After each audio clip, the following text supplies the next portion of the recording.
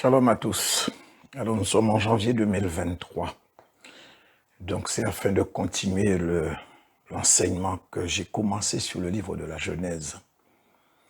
Et je vous dis, quand je vois tout le mal que je me donne pour essayer de faire de bons enseignements et constater que les gens ne s'abonnent pas, ils préfèrent de loin les chaînes qui distillent les prophéties, les songes, les dénonciations de tel ou tel serviteur, les commirages, etc. Or, je vous dis, je suis vraiment dégoûté. Heureusement que c'est pour le Saint-Esprit que je autrement. Je vous dis, ça fait longtemps que j'aurais arrêté avec les enseignements. Mais bon, comme je viens de dire, j'œuvre pour le Saint-Esprit. En temps et en heure, il va envoyer ceux qu'il doit envoyer. Voilà. En tout cas, déjà, je suis désolé pour la dernière vidéo, c'est-à-dire la vidéo numéro 2. Donc, j'ai constaté que ça avait coupé plutôt brutalement. Alors, donc, je vais revenir un peu sur certains points de la fin de cette vidéo numéro 2. Donc, l'enseignement qui précède celui-là. Alors, je disais que certains dénaturent les révélations que le Seigneur leur donne. Ils ajoutent tout ce qui passe par leur tête. Ils mélangent avec d'autres révélations qu'ils ont entendues ou qu'ils ont reçues, ou je ne sais pas. Ils font, si vous voulez, une sorte d'amalgame, de ratatouille, et à la fin, finalement, on se demande, mais c'était quoi exactement la prophétie ou le message? Donc, vous comprenez un peu ce que je veux dire par là. Donc, c'était au niveau de ce point-là. Donc, je reviens également aussi sur le fait que je disais que Moïse, il n'avait pas écrit la Torah, ou ce qu'on appelle le Pentateuque. Donc, c'est les 5 premiers livres de la Bible. Et en plus du verset de Exode chapitre 19, verset 20 que je vous ai donné dans l'enseignement précédent, donc dans la vidéo 2, il y a un nombre incalculable de versets qui parlent de Moïse de cette façon. Donc, comme je vous l'ai montré, quand il est monté sur la montagne, je vous ai dit que normalement c'est lui qui avait écrit, il aurait dit « Je suis monté, Dieu m'a appelé, je suis monté ». Donc avec ça, frères et sœurs, on ne peut pas continuer à attribuer à Moïse la paternité ou reconnaître qu'il serait l'auteur des 5 premiers livres de l'Ancien Testament. Alors ceci dit, je ne dis pas qu'il n'aurait pas écrit l'un de ces livres, mais ce que je veux dire, c'est que par rapport à ce qui est dit, c'est clair que c'est exclure.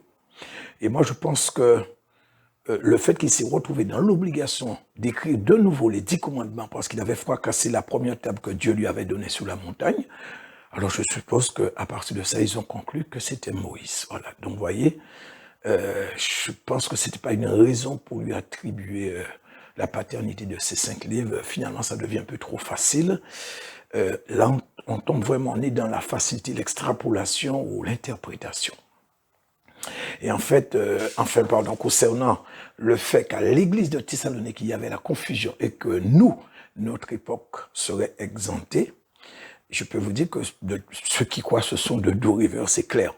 Et je pense qu'il faudrait plus penser au contraire. C'est beaucoup plus pire à notre époque.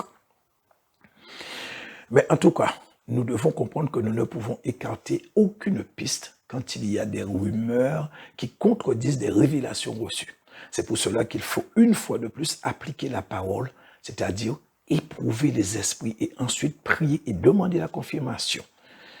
Donc, finalement, on revient une fois de plus à la source, à la base, donc sur ce qui est écrit dans la parole de Dieu. Et comme a dit Jacques, il ne faut pas, on ne doit pas se borner juste à écouter la parole, mais nous devons mettre la parole en pratique, surtout en matière de prophétie. Mais malheureusement, encore un verset qui manifestement n'a pas été entendu. C'est un peu triste, c'est dommage. Mais bon, que voulez-vous? Alors vous savez, c'est exactement comme dans le livre du Code de la route. Donc pour ceux qui ont passé déjà leur permis ou qui sont en train de passer leur permis. Vous savez, ils ont mis dans ce livre-là, il y a juste titre, une sorte, je ne sais pas comment on va appeler ça, hein, je vais dire une phrase. En tout cas, et c'est écrit, je me souviens parce que j'ai passé mon permis, ça fait 40 ans, il dit c'est au fil des kilomètres que vous devenez un chauffeur confirmé et non au fil des années. Parce que si vous avez eu le permis et que 10 ans sont passés, que vous n'avez jamais eu l'occasion de conduire, je ne sais pas quelle expérience que vous allez avoir. La Bible, c'est la même chose. Si vous la lisez, vous ne la lisez pas et ne méditez pas, comme le Seigneur a dit à Gédéon, comment ferez-vous pour comprendre ou pour connaître? On va vous dire n'importe quoi. C'est pas parce que Dieu a parlé, il a dit ça à Gédéon que ça veut dire qu'il faut aller se concentrer sur l'Ancien Testament. C'est toute la Bible, quoi. En tout cas, gardez ceci à l'esprit, frères et sœurs, que Moïse n'a pas écrit la loi ou la Torah. Voilà. Alors maintenant, nous allons passer au sujet proprement dit. Alors je vais essayer de vous résumer très succinctement les 2 premiers chapitres du livre de la Genèse. Quoique vous connaissez déjà ce que ça dit. Et après, nous allons essayer de rentrer en profondeur des premiers chapitres en essayant d'expliquer les pensées profondes. En tout cas, essayez. Faire matcher les versets pour bien comprendre, faire la concordance, parce que je vous dis, c'est très, très profond. Je vous l'ai dit. Puis je vous dis vraiment sans soucier que ce qu'on vous a appris dans le livre de la Genèse, par rapport à ce qui est écrit, je peux vous dire que vous êtes aux antipodes. Je vous dis la vérité. Vous allez voir de toutes les manières. Alors, en gros, voilà ce qu'on dit. Alors que Dieu a créé les cieux et la terre, les animaux, les arbres, c'est l'homme et la femme, et il a fait tout ça en 6 jours. Et donc même certains prétendent qu'il s'agit de 6000 ans. Que Dieu a créé Adam avec de la terre ou de la poussière, qu'il a pris une de ses côtes et a fabriqué Ève, que le serpent est passé, a séduit Ève, qu'elle s'est fait berner, a péché, ensuite ils ont été chassés du jardin d'Éden. Après, ils ont eu 2 fils, Caïn et Abel. Le méchant Caïn a tué son frère Abel et Caïn a été chassé à son tour. Et qu'Adam et Ève ont eu d'autres enfants, des filles et des garçons. Non, c'est plutôt des fils et des filles. Donc, c'est ce que nous entendons habituellement. Et effectivement, beaucoup, même des serviteurs, répètent inlassablement ce classique. Parce que pourquoi? C'est comme ça, on est habitué. Mais nous allons gratter et vous allez voir que ce qui a été dit dans ces 2 premiers chapitres n'a absolument rien à voir avec ce résumé classique. Et je vais me répéter, ne rejetez pas, même si ça vous paraît absurde, hors de sens, demandez au Saint-Esprit, s'il vous plaît, ça ira plus vite. D'autant que vous aurez les versets comme support. Donc vous pourrez vérifier s'il y a de l'interprétation de ma part. Et comme je vous ai aussi déjà dit, je peux peut-être avoir mal compris un verset, ça arrive. Mais si vous jugez que j'ai mal compris, alors il faudra à ce moment-là me dire ce que vous avez compris personnellement quand vous avez lu, et non ce que vous avez appris ou entendu, ou je ne sais pas, ce que vous avez compris quand vous avez lu le verset. Et là, si j'ai fait une erreur, je verrai. Alors, vous savez, concernant le livre de la Genèse, il y a un boulevard, un grand boulevard, et qui est quand même assez facile d'accès, pour ne pas dire qui est très facile d'accès, mais très difficile à arpenter, très difficile à suivre, tant il y a de surprises, de mystères, de codes. C'est quasiment, je vous dis, sans nombre. Mais, pour ma part, il n'est pas pour ceux qui ont peur de l'aventure. Les religieux, ceux qui sont étroits d'esprit. Donc j'ai bien dit étroits d'esprit. J'ai pas dit les simples d'esprit ou je sais. Non, juste ceux qui sont étroits d'esprit. Ceux qui refusent d'essayer. Et vous allez voir ce que c'est que quand je parle d'étroits d'esprit, à un certain moment, je vais vous faire voir ce qu'on appelle étroits d'esprit et vous allez voir l'impact que ça a eu. Alors vous savez, ceux qui refusent d'essayer ne cessent que de chercher à comprendre ce et qui ne veulent pas faire d'efforts, vous savez, pour comprendre, parce qu'il y a des gens qui sont comme ça, ils sont hostiles à faire des efforts pour essayer ne cesse que de comprendre ce qui est nouveau, ce qui se cache derrière, ce qu'ils ne comprennent pas. Et tout ce qu'ils vous disent, c'est pas biblique. Vous leur demandez pourquoi, mais c'est pas biblique. Mais en fait, dans la réalité, ils ne savent même pas pourquoi c'est pas biblique. C'est parce qu'ils ont entendu autre chose et ils ont gardé ça là, dans leur esprit, dans le cœur, et c'est resté là comme ça. Et ça travaille jour et nuit. Alors que c'est pas bon, hein, mais voilà, reste figé. Je me souviens d'un frère avec qui je parlais, frère entre guillemets, je sais pourquoi je le dis. Je lui ai dit quelque chose, il me dit que Satan est le père du mensonge. Alors je lui dis, Satan dit la vérité. Il me dit non. Je lui dis oui. Il me dit non. Oui, il est écrit que Satan est le père du mensonge. Pourquoi? Parce que c'est ce qu'il a lu, c'est ce qu'on lui explique à chaque fois qu'il va. Pourtant, la Bible est claire. La Bible dit que Satan ment quand il parle de son propre mouvement. Il ment. Mais quand il dit des choses qu'il prend dans la Bible, c'est pas un mensonge. Quand il a parlé au Seigneur, il lui a dit des choses quand il l'a tenté dans le désert. C'était des mensonges? Non, c'était la vérité. Donc, frères et sœurs, il ne faut pas interpréter et répéter si on ne comprend pas ce qu'on dit, ce qu'on a entendu ou ce qu'on va dire. On doit être, entre guillemets, si vous voulez, maître de ce qu'on dit ou par rapport à, suite à notre méditation, suite à ce qu'on a entendu, on doit pouvoir faire la différence et vraiment séparer le bon grain de l'ivraie. Alors, en tout cas, pour ceux qui, effectivement, s'ils sont, je ne sais pas si je peux dire coincés ou bloqués et qui prennent le temps de prier, parce que c'est arrivé, j'avais fait un enseignement, justement, c'était pas aussi long qu'aujourd'hui, mais effectivement, je me souviens avoir fait un enseignement où je parlais des choses que je vais vous parler justement là. Et il y a une sœur, 3-4 mois après, elle est venue, elle me dit, Édouard, tu sais, j'étais pas d'accord avec pratiquement tout ce que tu avais dit dans un enseignement que tu avais fait. Donc j'étais à l'église, notre église. Alors moi, bon, sachant que j'avais fait plusieurs, alors je lui dis, mais de quel enseignement il s'agit? Parce que je ne sais pas, j'ai fait plusieurs. Et elle me parlait justement concernant la création, tout ça. Mais elle m'a dit qu'elle a jeûné. Et le Saint-Esprit lui a confirmé que tout ce que je lui ai dit, c'était la vérité. Pourtant, j'ai lu, j'ai médité, et ce que je pense avoir compris, que le Seigneur m'a permis de comprendre, j'ai fait l'enseignement.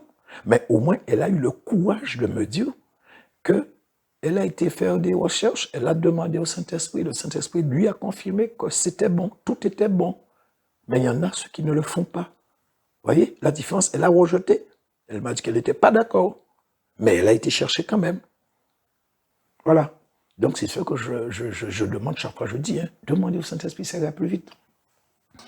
Alors, vous savez, d'une manière générale, on a tendance à mélanger les 2 premiers chapitres du livre de la Genèse et à faire ce résumé global que je viens de vous dire, j'appelle ça le classique, quoi. Mais je vous dis, c'est la dernière des choses à faire si vous voulez comprendre ce qui s'est réellement passé. C'est vraiment la dernière des choses à faire. Autrement, vous n'allez jamais comprendre le livre, enfin en tout cas, les premiers chapitres du livre de la Genèse, et particulièrement les 2 premiers chapitres, parce que tout est dedans. Tout est dedans. Tant que vous ne séparerez pas et n'analyserez pas ces 2 chapitres séparément, distinctement, mais en même temps que vous ne les comparerez pas pour déceler certains antagonismes flagrants qui vont vous permettre de comprendre que le résumé classique ne tient pas du tout et qu'il y a bel et bien 2 natures bien distinctes qui sont clairement identifiées et qui se cachent dans ces 2 chapitres, mais qui associés se confondent pour arriver à un seul, intrinsèquement lié, indissociable malgré leur nature opposée, bien sûr, à condition que Dieu le permet ou ne s'y oppose pas. Ces 2 natures sont un et un seul dans une certaine mesure, comme le Père et le Fils et le Saint-Esprit sont un. Donc, il y a un travail titanesque à faire dans le livre de la Genèse. Ce que je viens de vous dire. Si vous ne faites pas ça, vous n'arriverez jamais à comprendre ce qui s'est vraiment passé et vous continuerez à tout mélanger et bien sûr à répéter inlassablement la même litanie. Mais je vous dis, soyez rassurés, aujourd'hui, nous allons essayer d'améliorer les choses, de rectifier. Alors attention, comme je vous l'ai dit, je le répète, je ne dis pas que je connais tout ou que je détiens la vérité absolue. Mais ce que je veux dire par là, c'est que je vais essayer de vous faire voir une partie de ce qui est resté dans l'ombre, ce qui a été occulté inconsciemment depuis très longtemps, voire pour ma part, trop longtemps. Alors donc, je dois avouer quand même qu'il y a quelques zones d'ombre qui me résistent encore. Ça, je vous le dis. Donc, j'essaie d'avancer en fonction de ce que je pense avoir compris. La Bible dit, nous connaissons en partie, et c'est valable pour tous et dans tous les domaines. Mais je continue à m'appuyer sur le Saint-Esprit, et jusqu'à maintenant, je peux dire qu'il m'aide énormément. Alors, nous allons commencer notre enseignement par ce que ne nous dit pas le livre de la Genèse. Et donc, par ce qui n'est pas écrit. Et nous irons dans Genèse chapitre 1er, verset 0. Quoi? Vous n'avez pas ce verset dans votre Bible? Moi non plus, je ne l'ai pas. Mais nous allons le créer. Comment? C'est simple. Et il suffit juste de précéder les 2 premiers mots de la Bible. Cette expression que tout le monde connaît. La Bible commence par ça. Au commencement. Et là, nous nous retrouverons avant ce commencement, justement. Parce que ce commencement, il s'est passé des choses, mais il y a eu un commencement, mais il y a eu aussi un avant-commencement. Voilà le avant au commencement, quand il n'y avait rien, absolument rien. Aucune chose créée, même pas la poussière de la terre ou d'un corps céleste. Et moi, c'est ce que j'appelle, si vous voulez, je ne dirais même pas le point de départ, puisqu'en fait, c'est avant même le commencement, avant même que Dieu commence à faire quoi que ce soit. Donc là, nous sommes dans l'éternité de Dieu. Eh bien, Genèse 1, 0 pourrait dire, avant le commencement, il n'y avait rien, le néant, le vide absolu. Et partant de cette base, nous pourrons commencer à comprendre la portée et la profondeur du verset 1. Quelle puissance, quelle grandeur que le Dieu Tout-Puissant, Créateur de toutes choses, possède. L'intelligence suprême, et nous savons qu'il est un Dieu infini et infini dans tout. Alors, revenons sur le début. Comprenez bien, au commencement, c'est un temps qu'on ne peut conjuguer car c'est dans l'éternité. Et nous savons que Dieu, il est intemporel. Donc, si Dieu crée au commencement la terre et les cieux, ça veut simplement dire qu'avant Dieu ne crée, il était dans un gigantesque espace vide et ténébreux. Alors, quand je dis ténébreux, c'est selon la conception humaine, ou le standard, ou encore les normes de la chair, de l'homme, bien sûr. En fait, c'est simplement pour vous dire qu'il n'y avait rien, absolument rien, comme je vous disais tout à l'heure là. Mais les ténèbres n'existent pas pour Dieu. Même si je vous ai montré un écran noir, ça, c'est selon la conception de l'homme. Parce que Dieu, à partir de ça, on sait qu'il n'est soumis à rien, mais tout est soumis à Dieu. Tout lui est totalement soumis. Il est effectivement au commencement, avant le commencement, pardon, dans un vide, mais il a toutes choses sous son contrôle. Et cette immensité que sont les cieux des cieux, c'est tellement, je vous dis, c'est tellement vaste, c'est immense. Je ne pense pas que l'homme puisse posséder un ordinateur ou des instruments de mesure qui pourraient ni compter les corps célestes, ni dimensionner les cieux. Car pour moi, les cieux des cieux n'ont pas de parois ou de limites. Mais si toutefois les grands physiciens en herbe que nous avons veulent ne serait-ce qu'essayer de donner une dimension aux cieux des cieux, alors il faudra qu'ils me donnent le nom de ce qui sera après, ce qu'ils vont qualifier de parois ou de limite à l'univers comme ils l'appellent. Mais oui, si on nous donne des chiffres pour dimensionner les cieux des cieux, alors il faudra bien qu'ils nous disent comment s'appelle ce qui est après ce qui leur sert de limite aux cieux. C'est aussi simple que ça, et pour moi, c'est une question de bon sens. C'est voilà, moi je ne demande pas beaucoup. Juste de me dire ce qui est après, ce que vous limitez, comment ça s'appelle? Si ce n'est pas l'univers ou, enfin bon, les cieux des cieux. Voilà. Et maintenant, vous savez, il y a un mot qui vient à la mode. Il parle de plus en plus de cette théorie que le physicien théoricien anglais Stephen Hawking, je pense que vous connaissez, c'est le gars qui était sur une chaise, il était vraiment à 100%, enfin bon, peut-être pas à 100%, mais bon, il n'avait pas la mobilité, ni des jambes, ni des bras, rien du tout, quoi. Poussé sur une chaise en permanence, une chaise, enfin les trucs, enfin vous avez compris. Et qui est mort il y a environ 5 ans, en 2018. Donc lui, il a créé un mot qui, en fait, ce mot, c'est le multivers. Alors, donc, c'est quoi le multivers? C'est tout simplement ce qui est au-delà de l'univers observable. Donc, comme si qu'il y a d'autres univers. Et bien sûr, avec leur fameuse théorie qu'ils appellent, qu'ils ont inventée, et qui n'est pas dans la Bible, puisque c'est pas C'est impossible qu'on puisse trouver ça dans la Bible. Ils appellent ça le Big Bang. Alors pour moi, c'est une aberration, comme pour vous tous d'ailleurs, je le suppose, je crois, mais une aberration incommensurable, cette histoire de Big Bang. La preuve, dans les différents domaines de la physique ou de l'astronomie, il y en a beaucoup qui ont un cursus identique. Pourtant, ça arrive qu'ils ne soient pas d'accord sur certains points, voire complètement opposés. Et là, pour moi, il y a un énorme problème. Comment c'est possible dans la logique humaine? Vous savez, j'ai eu l'occasion de lire des articles et de regarder des docs où la contradiction entre ces gens était flagrante. Pour des gens qui ont fait les mêmes études, s'opposer sur ce qu'ils ont appris en faisant les mêmes études, mais je me demande comment ils ont fait pour réussir alors qu'ils sont opposés. Moi, ça me dépasse. Pour ma part, ça ne prouve qu'une seule chose. Ils sont conscients qu'il n'y a jamais eu de Big Bang, mais l'orgueil a pris le pas sur eux. Et en fait, ça mettra tout leur savoir et théorie à terre. Alors, qu'est-ce qu'ils font? Ils jouent aux apprentis dieux. Et très certainement, pour ne pas dire assurément, ils sont infiltrés. Je vous en ai déjà parlé. Ceux qui ne sont pas des nôtres. Donc, je parle de, vous avez compris, d'autres modes. Et ces infiltrés ne veulent absolument pas que les gens sachent, connaissent la vérité et continuent à maintenir l'humanité dans l'ignorance, l'athéisme et la servitude avec la complicité tout dévouée des élites qui nous dirigent. Alors, pour faire une comparaison par rapport à ces physiciens, alors imaginez un seul instant que ça venait à se produire dans le domaine de la médecine. Donc au moment, par exemple, d'une opération, un chirurgien dira, par exemple, qu'il faut enlever tel organe parce qu'ils se sont rendus compte de quelque chose qu'ils n'avaient pas prévu. Et l'autre dit, mais non, le patient risque de mourir.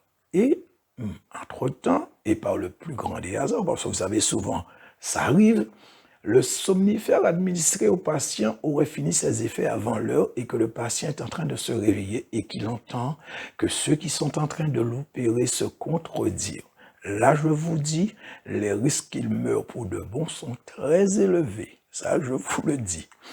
En tout cas, la Bible dit les cieux des cieux, et moi, je dis les cieux des cieux. Une seule fois dans la Bible que le mot univers a été utilisé, et c'est dans le livre de Job, la version seconde 1910, qui a utilisé ce terme dans ce verset-là, en fait, dans le livre de Job. Et je puis vous dire que le mot univers qu'on a mis dans ce verset n'est pas approprié, n'est pas adapté du tout. Complètement inapproprié, ça a été mal traduit. Pour moi, c'est de l'interprétation, c'est tout. Donc, frères et sœurs, voilà dans ce grand vide, cet espace gigantesque qui n'a aucune limite, dans cette immensité sans fin que Dieu évoluait, qu'il se déplaçait. Rien autour de lui, le vide à l'infini. Alors surtout, ne me demandez pas ce qu'il faisait, je n'en sais rien. Et voilà que Dieu décide de créer.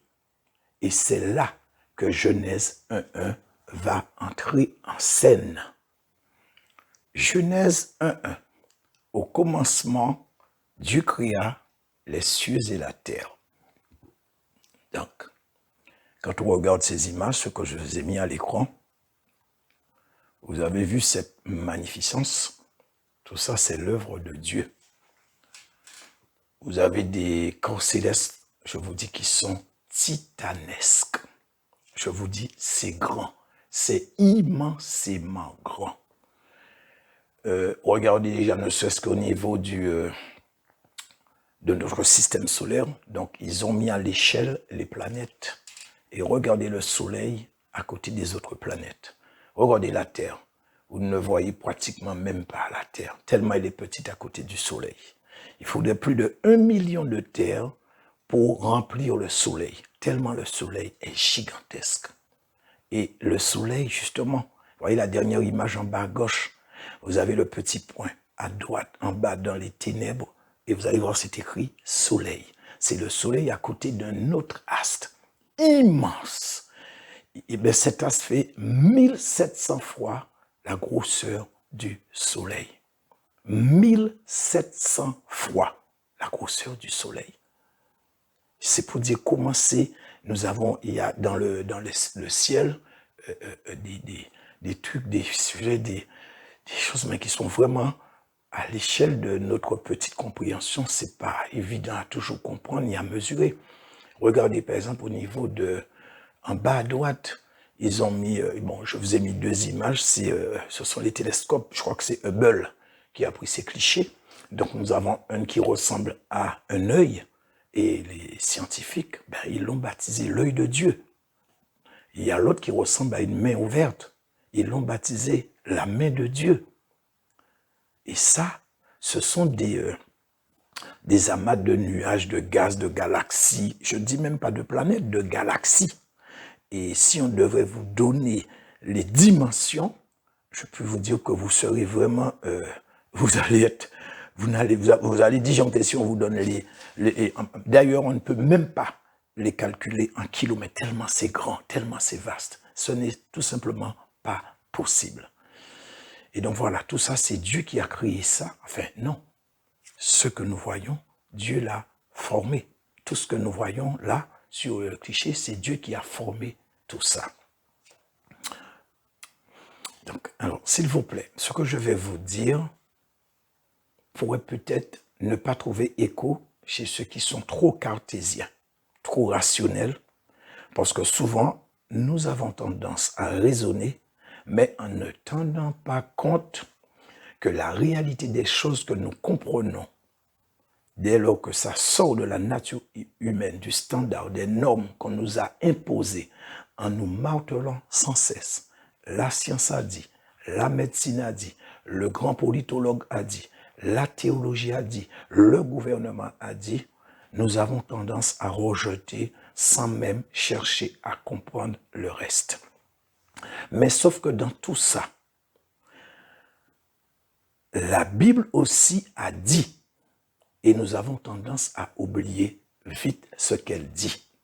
Et nous priorisons ce qui ne doit pas l'être, alors que eux, ils rejettent ce que dit la Bible. Alors, pourquoi vous voulez accepter ce qu'ils disent si eux, ils rejettent ce que la Bible dit? Regardez jusqu'où la confiance que les gens ont mis en eux a amené l'humanité.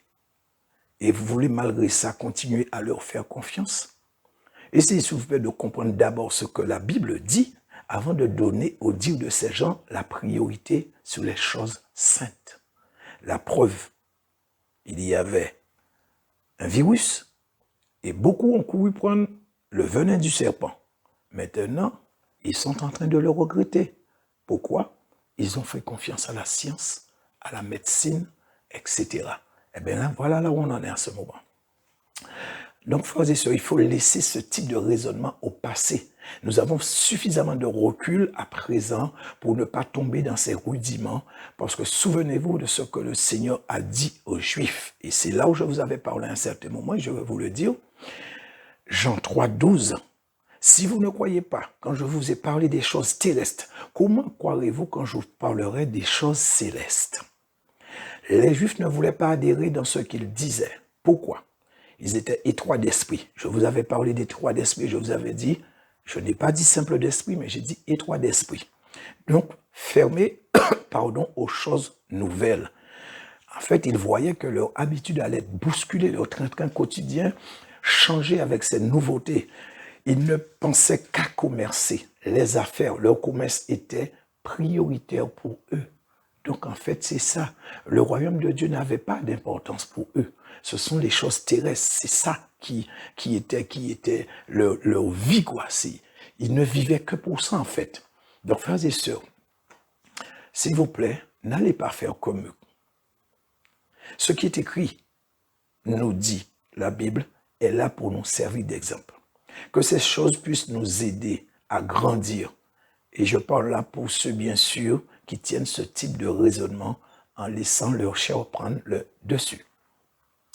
Ils se sont laissés détourner du but par ceux qui, justement, donc ces anciens, à l'époque de l'Église primitive, donc ils se sont laissés détourner du but par ceux qui, justement, étaient là pour les préparer à recevoir leur Messie. Normalement, c'est eux qui étaient les garants. Donc, tous ces scribes et pharisiens qui se sont concentrés à 100% sur la loi, surtout, il n'était pas question qu'ils perdent les avantages que leur procuraient leurs fonctions. Alors, ils sont devenus aveugles et ont entraîné avec eux le peuple. Ils l'ont pris en otage et tenu captif dans l'ignorance. Ils se souvenaient de la loi sur le bout des doigts. mais ont oublié les prophètes. S'ils avaient ne serait-ce que pour un temps prêté attention un peu plus aux prophéties, ils n'auraient aucun mal à accepter le Seigneur et leur destin allait être autre. Mais à cause de ça, regardez comme ce peuple a souffert depuis la venue du Messie. Et malheureusement, le pire est à venir.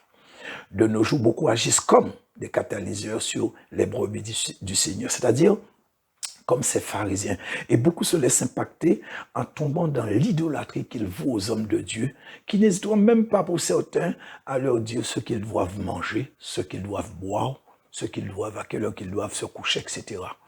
Alors, je vous dis, attention, ça, ce que je viens de vous citer, c'est juste un rappel pour une catégorie de personnes. Donc, je n'ai pas dit pour ça que vous devez adhérer systématiquement à tout ce que je dis sans comprendre.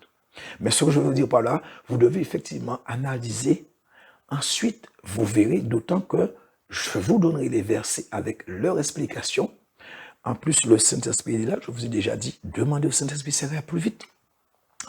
Car le Saint-Esprit ne doit pas servir de décoration en nous. Il faut lui demander. C'est pour ça qu'il a été envoyé, afin de nous révéler des choses. Je vous ai dit pour la sœur, elle n'était pas d'accord, elle m'a dit. Normalement, en principe, quand vous n'êtes pas d'accord avec quelqu'un, vous devez connaître au moins la même quantité que cette personne, sinon plus. Donc, pour reprendre un peu ce que je disais, donc, je vous ai dit que ça pourrait être effectivement un peu compliqué pour certains. Donc, pour ainsi dire, il le sera effectivement. Je ne vais pas vous le cacher. Mais je vais vous demander juste réécouter pour vous imprégner et bien comprendre ce que je veux dire. Alors, Genèse 1:1. Et c'est là où ça va commencer peut-être à coincer pour certains. N'est ni plus ni moins qu'un résumé, un concentré sur toute l'œuvre créatrice de Dieu. J'insiste sur le mot créatrice et je sais pourquoi j'insiste dessus. Tout est dit dans ce verset. Il n'y avait rien, absolument rien. Le vide absolu, comme je vous ai montré l'écran noir, et Dieu créa tout. Donc, un résumé sur toute la création. Tout est renfermé dans ce petit verset. Les galaxies, les planètes et autres astres, la terre, les anges, les animaux, les végétaux, le premier homme et la première femme avec leurs descendants jusqu'au dernier descendant engendré dans la phase de la création, même s'il n'a pas encore fait son passage sur terre au moment où je vous parle. Or, nous sommes en 2023. Et ceci jusqu'à ce qu'il naîtra. Je sais que ça interpelle beaucoup ce que je viens de dire. Ouais, mais je vous dis la vérité. Ce que je vous ai dit est vrai. C'est la vérité vraie. Et je vais vous le prouver, bibliquement. Enfin, pas moi. La Bible va vous le prouver et va vous le démontrer. Alors, frères et sœurs, je vous ai parlé de deux natures. Elles sont pour l'une la nature ou conception invisible. Et elle correspond aux choses créées. Et l'autre nature ou conception consiste à former ou à façonner, ou encore physique. Et cette dernière correspond aux choses formées ou façonnées à partir de la matière, mais sur la base de la création.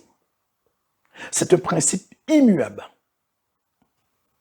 dans ces deux natures ou conceptions. La seconde ne peut prendre forme qu'à partir de la première, mais tout en gardant à l'esprit que les deux, en fait, ne font qu'un. Et là, c'est selon la volonté de Dieu. C'est immuable, c'est un principe divin. Et nous verrons les versets avec explication dans les vidéos suivantes. Parce que dans cette vidéo, vous n'aurez pas tout. Je vous ai dit, c'est pas 2-3 vidéos seulement que je vais faire. Et je vous dis, j'ai coupé. J'ai dû supprimer certaines choses, quoique je n'ai pas fini l'enseignement. Je suis même très loin d'avoir terminé. Tout est dans ma tête. Dieu me permet de comprendre. Mais ce que je veux dire, c'est que attendez-vous à au moins une dizaine de vidéos, selon ce que je pense. Ça va être vraiment... ouais. Donc, je disais que Genèse 1:1 est un résumé de tout ce qui est création. Et c'est à partir de Genèse chapitre 1er, verset 2, que la Bible va nous relater, nous détailler tout ce qui a été créé. Frères et sœurs, vous avez votre Bible, prenez, lisez et vous allez voir. Ce que beaucoup n'ont pas compris, il y a un résumé de la création et après on développe. Exactement quand vous voulez acheter un livre.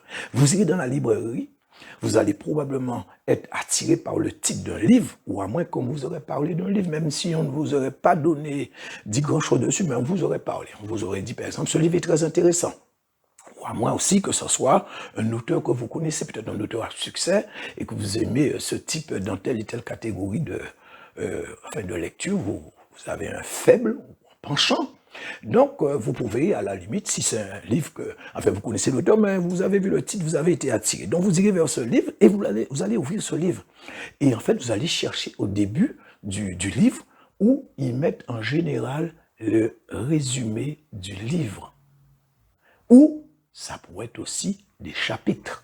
Vous allez lire tous les chapitres et il y a des choses qui vont vous attirer, il y a des choses qui vont vous intéresser. Et à partir de ça, de ces critères, vous allez acheter ce livre.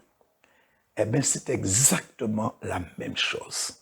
À partir du verset 2 de Genèse 1, donc Genèse chapitre 1, on va nous expliquer tout ce qui fait partie de la création.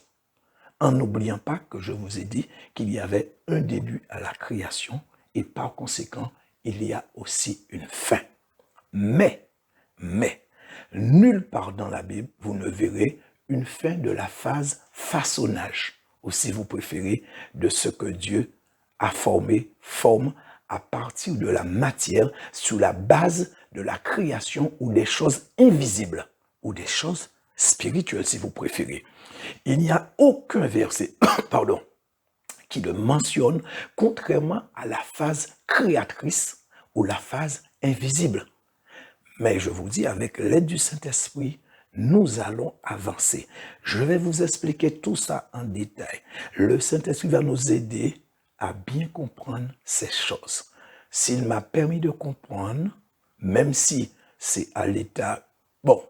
c'est pas que ça à l'état brut dans ma tête. Le Saint-Esprit m'a permis vraiment de comprendre.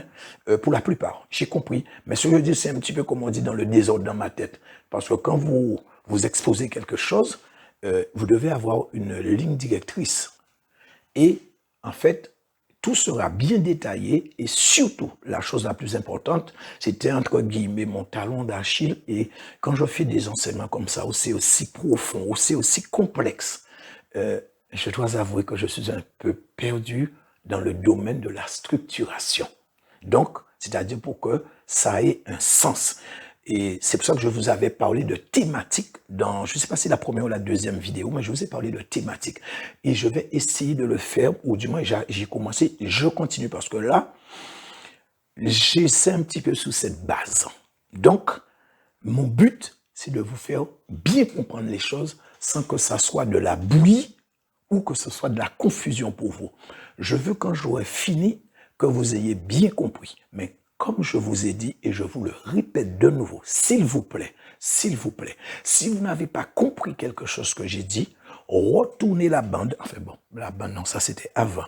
Mais faites revenir la vidéo, réécoutez 2, 3, 4, 5, 6 fois. Imprégnez-vous, fermez les yeux, demandez au Saint-Esprit de l'aide pour pouvoir comprendre ce que j'ai dit. Mais de toutes les manières, même dans ce qui vous paraît, je dis bien, je ne dis pas qu'il est confus, mais qui vous paraît confus, par la suite, vous allez comprendre facilement, parce que je vais détailler le mieux que je pourrai afin que vous puissiez véritablement comprendre ce que je veux vous expliquer, ce que je veux vous dire et ce qui est caché dans les profondeurs du livre de la Genèse. Je vous l'ai dit, ce n'est pas un petit morceau, ce livre de la Genèse, les quelques premiers chapitres. Je vous l'ai dit.